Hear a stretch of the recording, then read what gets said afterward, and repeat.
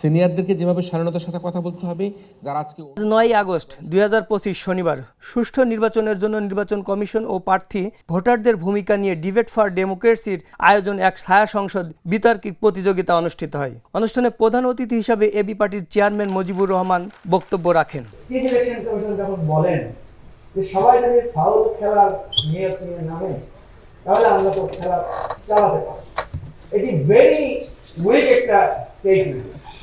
আমি মাননীয় chief election commissioner, উনি আমার ইউনিভার্সিটির বড় ভাই, ওনাকে আমি অনুরোধ করে বলবো, দ্য ব্যাটল অফ সেন্টিয়াগো বলে একটা ফুটবল টুর্নামেন্ট ম্যাচ হয়েছিল, সেটাকে বলা হয়েছিল ব্যাটল অফ সেন্টিয়াগো 1990 সালে, এবং চিলি এবং ইতালির মধ্যে খেলাটা হয়েছিল। এই খেলাটায় সবাই এত বেশি ফাউল করেছিল, এত বেশি মারামারি করেছিল, রেফারি কি করেছিল জানেন?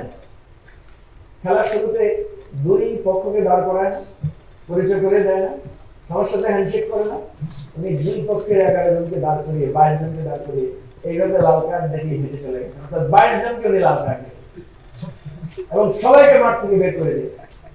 আপনি election commissioner, chief election commissioner, বাংলাদেশের যে কোনো নির্বাচন বাতিলের ক্ষমতা সরকারি দল, বিরোধী দল, পাওয়ারফুল দল, আপনি যদি লাল কার্ড দেখানোর ক্ষমতা না রাখেন তাহলে আপনি নির্বাচন পরিচালনা করার যোগ্য লোক।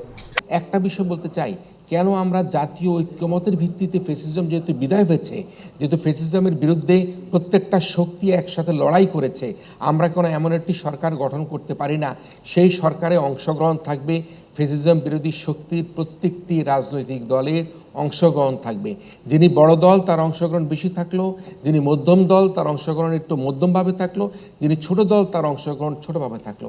তাহলেই কিন্তু আমরা মনে করি আগামী 5 বছর, পরবর্তী 10 বছর বাংলাদেশকে যে স্বৈরাচার মুক্ত করবার জন্য যে শহীদরা রক্ত দিয়েছে, জুলাই বিপ্লব করেছে, আমাদের যে অভ্যুত্থান হয়েছে, যে অভ্যুত্থানের মাধ্যমে বাংলাদেশকে আমরা আবার সেই স্বাধীনতার পুরনো জায়গায় ফিরিয়ে আনতে পেরেছি, সেই জায়গাটাকে আমরা ফিরে পাবো।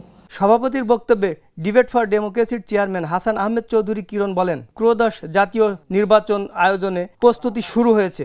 ফেসিবাদ ফিরে আসার আশঙ্কা দূর করাতে প্রধান উপদেষ্টার ঘোষিত আগামী রোজার আগেই নির্বাচন সম্পন্ন করতে হবে।